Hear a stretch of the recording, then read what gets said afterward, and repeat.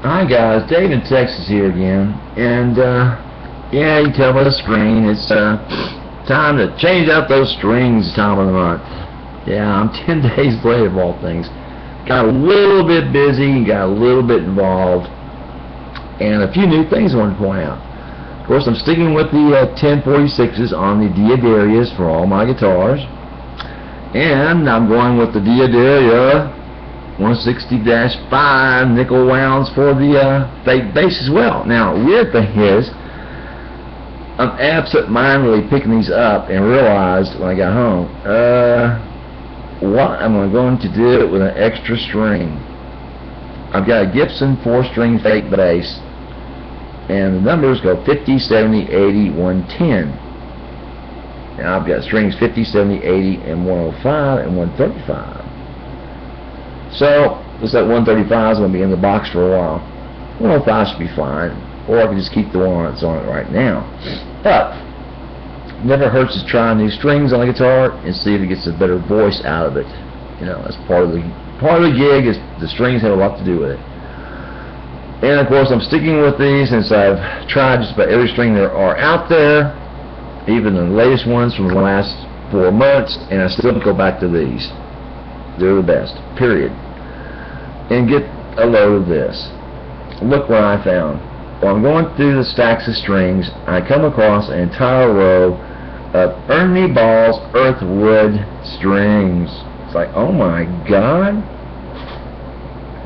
I didn't know they made these anymore. I haven't used these in 10 years at least. I used to have these on all my Martins, a few of my Ovations as well, because they're so bright and God, it just sounds like it's a brand new guitar almost, except that brand new string sound to it, along with the timbre and voice of that older wood on that guitar, and just beautiful. Hopefully they haven't changed any. I think I used heavies on some of the Martins when they made those, but they don't make those anymore. They don't make heavy gauge, but mediums they do. So we're going to try a new old string and let you know what it sounds like. Okie dokie. So we got that going, and of course it's time to polish these guitars as well. So what else would you use but Gibson's, the world's finest guitar polish? It says so right there on the label. See that? Right there. Whoops. World's finest. For all kinds of stringed instruments. Anyway, it doesn't exactly say what it's made of. It smells good. Kind of chemically smell. It does say it's made in the USA, but just not where in the USA. Makes you kind of curious, doesn't it? Where in the USA could this have been made? It's got a little secret code number up there on top. Alright, get that focus, 2851. Come on, Mr. Focus. You trust me, it's in little black dots, 2851. Anyway, don't know what it's made of. It sure does work good for nitrocellulose. That's what I use on my guitars, all my Gibsons, and all my guitars, and the fakes too. I've been using this. But I'm down to like less than half a bottle. Ooh, no, I have to get some more. And guess what? They're out. Of course they'd be out of the world's finest. Everybody loves it because it's the world's finest. Alright, Gibson makes the world's finest guitar polish. Fender makes the guitar's finest polish. Yes. Of course they don't state that on their bottle. It just says guitar polish. You know, see guitar polish? It does, however, tell you what it's made of. White mineral oil and pine oil. And it smells really good. Not that chemically smell that comes out of Gibson, but this still smells good. It's like, yummy. But you don't drink it because you'll vomit.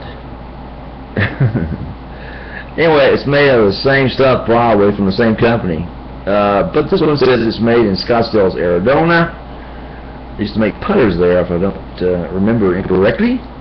The Ping putter. 4 fluid ounces, same as this one, right?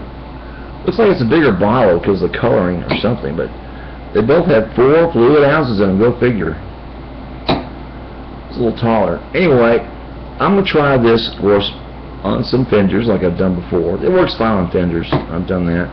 But I'm going to try this on the back of one of my Nitro Soloist real Gibsons, like a $50 area on the back, see what it does, if it causes any problems with that finish, as well as on the cheaper finishes of Gibsons, if it causes any problems. And of course, try it on the Fenders, the real ones and the fake ones, and see what I come up with, because this is actually $2 cheaper.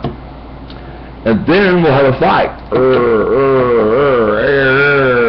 Fender's best. No, Gibson, you're terrible. I'm the best. Fender's best. Gibson's best. Gibson, this is Gibson. It's the polish wars between Gibson and Fender. And you saw here, folks. First, you saw here on Damage in Texas, the guitar polish wars. Who makes the best guitar polish? Who gives a shit? Anyway,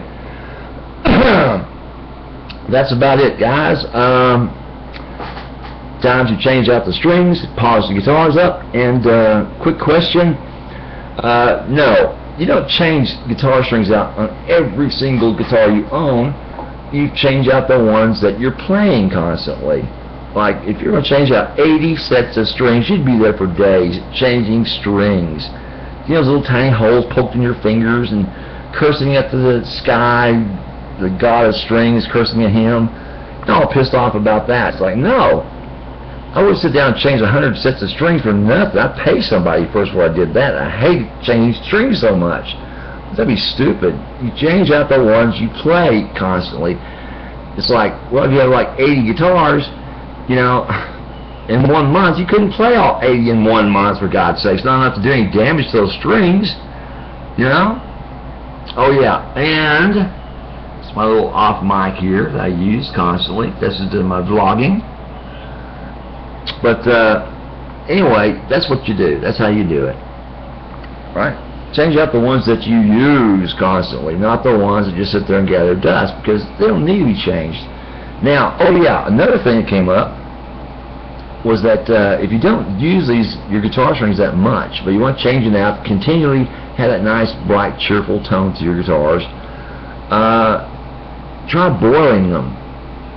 That's right. Any of these steel wound strings, put them in a pot, you know, kind of semi-wrapped in a circle, into a pot of water, boil them up, and dry them up on some cloth or towel, and get all that water out, and give them a chance to completely dry out, and string them back up again. A friend of mine says they work just fine. He'll get another 2 weeks out of those strings, like they were new sounding. Not just that they're clean, but that they're new sounding. This is for use of, just for doing work on strings that have been used quite often.